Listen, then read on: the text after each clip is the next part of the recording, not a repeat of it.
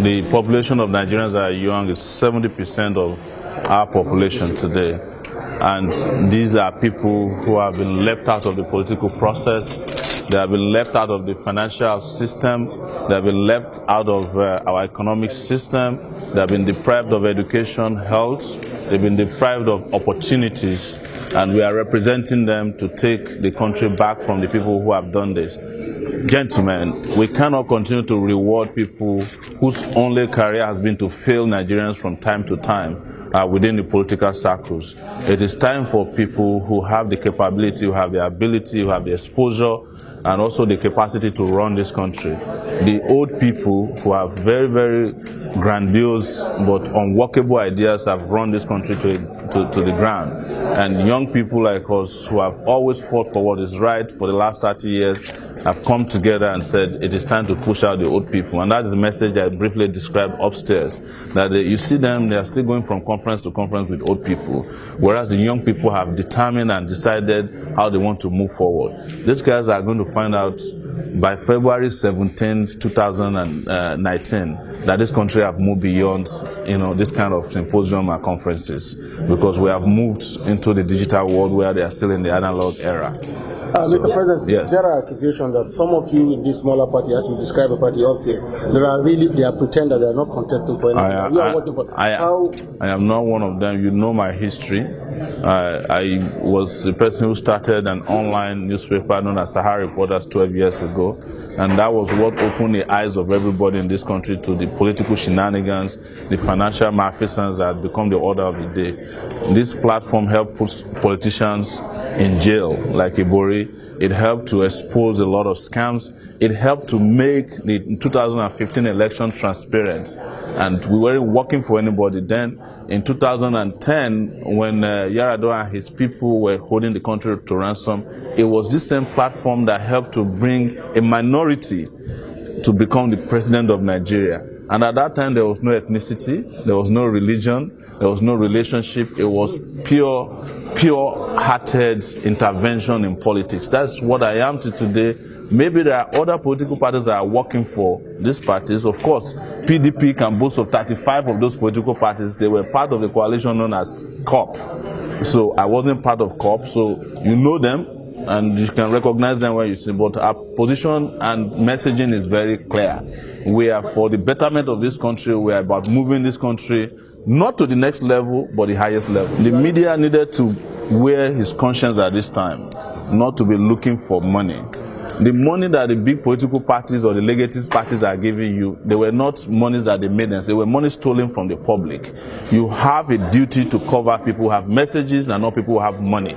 That is what we are saying. The media is very confident. You sounded very confident that yes. And you admitted that the media is even biased to you. What is that thing that is pushing you? Because the media, just like they did in the past, they are not talking to the real people. You are still talking to the talking heads in the society, and they are becoming fewer and fewer and less influential. I have been in the media too. You know that. I warned the media several years ago that their relevance and influence is going to wane based on their greed. And that's exactly what happened in 2015. That is why the entire media in this country could not report who won the election until after INEC started reporting. Don't forget, and I'm going to remind you guys in the media, while you all guys were sitting in Kogi State and the candidates who won the election had died, you couldn't report it because the media wasn't prepared for that kind of style of reporting. It was Sahara Reporters that broke the news of Aldo's death, you remember? And all the media people were there. We, for example, were in Kano a few days ago, and we had a massive rally. The media did not report it. When I arrived in Nigeria from the US, I think a few days ago, and there was massive event at the airport, the media did not report it. But you are reporting somebody who is in Dubai, on holiday, Atiku. You are reporting the president who did not physically attend the rally in Kano. So this is what we are talking about. You are not reporting what the society needs. You are reporting what you think the society should hear. And you guys are my colleagues. I cannot lie to you. You are failing the society if you are not giving us. From other people who have been in the power, what will you do differently? Win the election? We have made it very clear that we will tackle security, not the way they are tackling it now. I was the first person to suggest that army generals are making a big deal out of Boko Haram and insurrection or the insecurity, that it has become a business. I made a pronouncement that we fire all the military generals in this country. Everybody said I was crazy about a month ago. Now, by today, everybody in this country is saying that they should fire all the generals because of what's happening. Because Boko Haram has become a big business in the country. So we're going to do that differently. We're going to provide electricity, and we're in the northern part of the country today where we can use solar energy to provide over 4,500 megawatts of electricity. That will provide jobs for about 2 million young people in this part of the world. It will also provide electricity that is needed so that we can have 24/7 electricity. We have said we are going to take 13 million kids out of the streets by spending 100,000 naira each on the child to go back to school, so that there will not be people who are begging with bowls on Kano, in Sokoto, in Lagos. That is our plan for the country. We have said that we will pay 100,000 naira to as minimum wage as workers. The media is not reporting it. They are telling us that it will cause inflation. But guess what? Why is it that the 14 million naira that you are paying your senators per month is not causing inflation? A professor in a university in Nigeria is earning 450,000 naira per month. It will take a professor 2 years of salary earnings to make the amount of money a senator who probably did not graduate from a university is making in a month. And nobody is reporting that.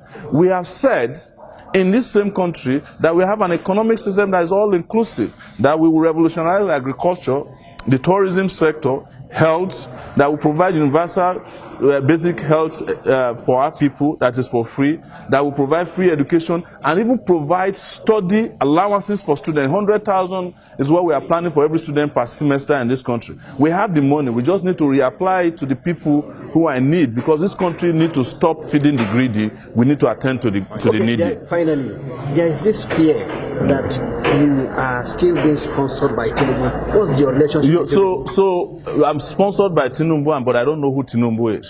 And you all in the media cannot find evidence of even a meeting between me or Tinubu, or a phone call between me and Tinubu, or even any financial transaction. That means the media is not doing this. You cannot be reporting hearsays.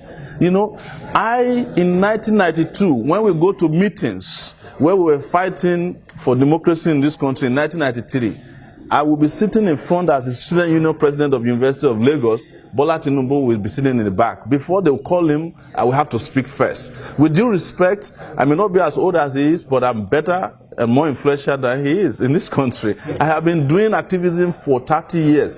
Before Bola Tinubu set up TVC, I set up Sahara Reporters, and I set it up on my own sweat with a laptop. But he used Lagos money and the Lagos Polytechnic as the headquarters. I challenge them all the time. I'm challenging Tinubu himself to come and say publicly that I've ever met him before. I've only met Tinubu once in my life, in 1999. But you know where the rumor came from? It came from Jonathan when he was being defeated in 2015. And it's coming out from Buhari when he's about to be defeated in 2019. That I'm working for Tinubu. I don't work for Tinubu, I work for my conscience.